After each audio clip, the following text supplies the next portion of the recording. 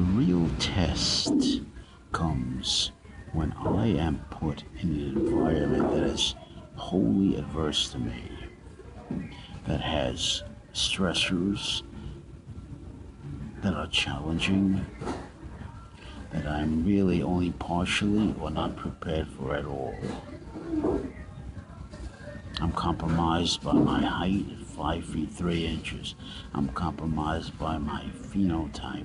That's my personality and my appearance as judged by the environment consisting of the situation, the particular situation, and the opposing social performers. The greatest skill of all is to be able to self-assess practically and realistically and fairly, and to have a thorough, street smart, practical feeling for the challenging environment. I've said before, and I say it again, in most cases, environment trumps biology, the hot genital strivings. Unless you have a phenotype, personality, a physical appearance, a presence that gives the performer, the social actor, an edge in the situation, a one-up. Now, he didn't earn this. This is genetic. This is constitutional. And it's also fortunate conditioning patterns, constitutional factors, metabolism, genetics, physical genetics. He starts off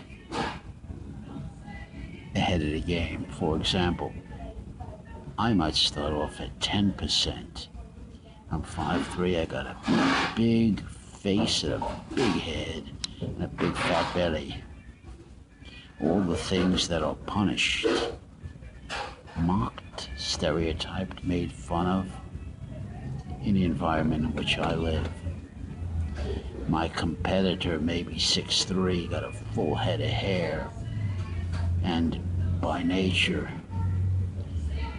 better phenotype, better personality, appearance, just regardless of what each of us says and does, the content of it. He starts off way ahead of me. I have to run through a minefield, and I still can't catch him. That's the chemistry.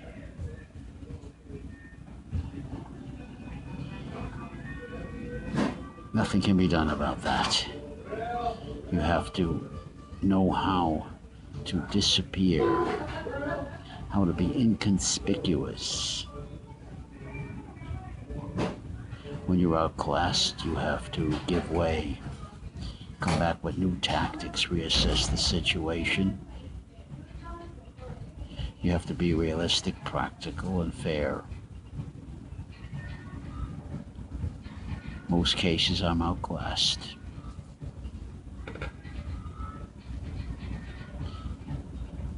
Pandemically, worldwide, in my opinion, to be short, to be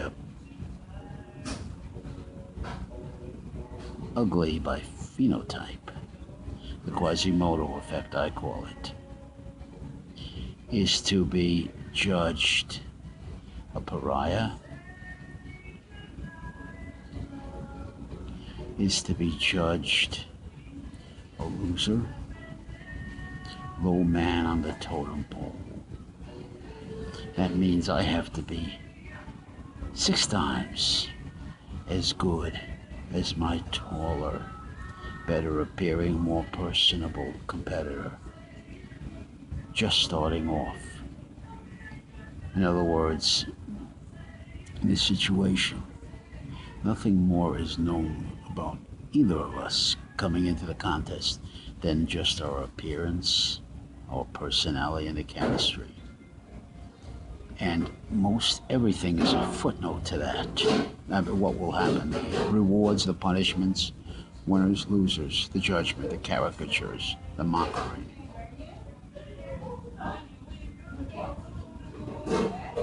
I'm the one who has to be very street smart. I have to compensate, compromise, and when all else fails, when I'm outclassed, get the hell out of there. Or destruction.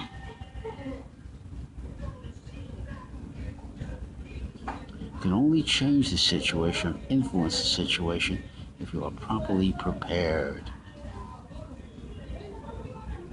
Good simulation. And there's another problem too. The Quasimodo man, the disenfranchised man, the short, small, ugly man, like me. We have to be very well prepared. It's a war out there for us. We have to make the adjustments, the adaptations, and we have to be prepared to not be discouraged or frustrated, keep moving on, keep plugging on, but be smart, street smart. We have to settle for a slice of the loaf. My more attractive, better appearing, personable opponent can ask for more. Demand, not ask, demand more of the loaf predicated on just genetics. And the toughest thing in the world for an ugly little man like me is not to be bitter about it. Not to be disappointed or discouraged. Just keep coming back. But not stupid.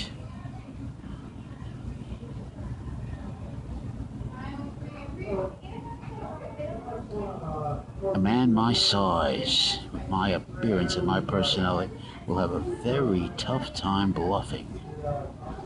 Very tough time. He'll be called out. He's in a position where he has to put up or shut up. Now, I've taken every insult it's possible to take for my appearance, for my personality, and for my physical size.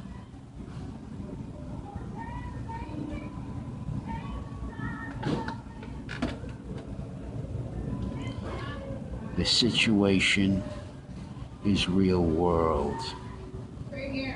Now, you're going to get a lot of phony encouragement, admonitions, lectures, sermons by people who think, social performers, who think they know but they really don't. And talk is cheap. Admonitions, lectures, sermons, that's cheap.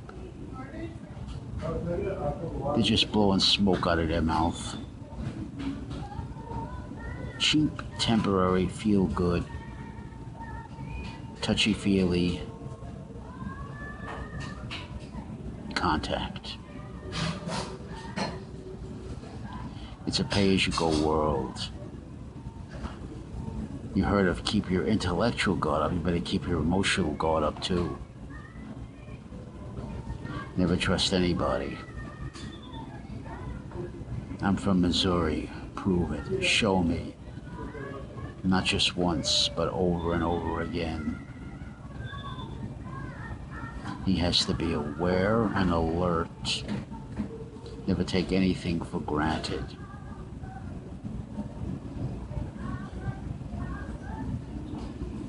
Always assume the worst. You heard think positive. You heard look for the silver lining, look for the rainbow. I say no. Assume the worst until proven otherwise.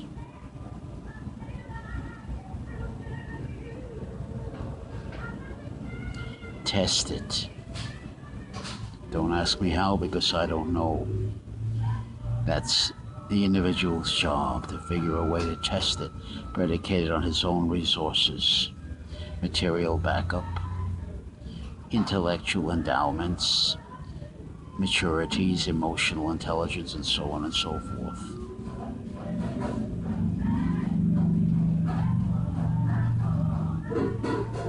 First, the picture that we're talking about has to be realistic, street smart, practical, and fair. Nothing works if it's not fair. You have to give credit where the credit's due. When you're outclassed, get out. It's suicide for a man my size, for example.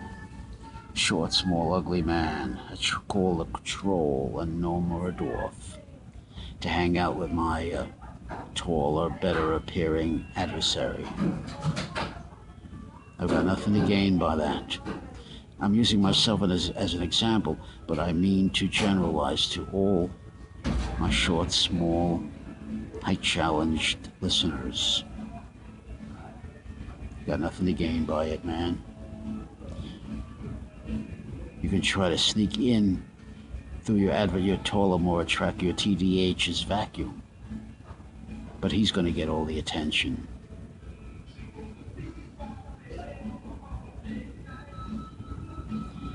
You got to be very devious, very dishonest, he's got to look outside the box. With a woman, he comes in on her vulnerabilities, on her fears and inadequacies. That's his only in. Otherwise, he'll be a sucker. He has to always question himself, do a self-assessment, question the situation and question the woman. He has to expose her true intentions at all times. He has to play the game for what it's worth. It's as realistic as that. You heard Tony Robbins say, get the juice out of life. What in the hell does that mean? Get the juice out of that life. Does it mean own your own estate, your own mansion, become a multi-millionaire? Because if that's the image that my boy Tony is presenting, forget it. Forget it. And very difficult. Totally unrealistic. Totally misleading. And then he says, look for the beauty within. Spiritual values. This man doesn't know the first thing about philosophy. He doesn't realize he's in tremendous contradictions philosophically. He's blowing smoke out of his ass. The man is eclectic. The man is a plagiarizer who will not give credit to where he got his strategies. And the strategies have to be practical. But he wants to stand on a solid philosophy and not realizing he's standing philosophically on shifting ground. Brings in a notion of spirituality, doesn't even know what the hell he's taught, what the hell that means.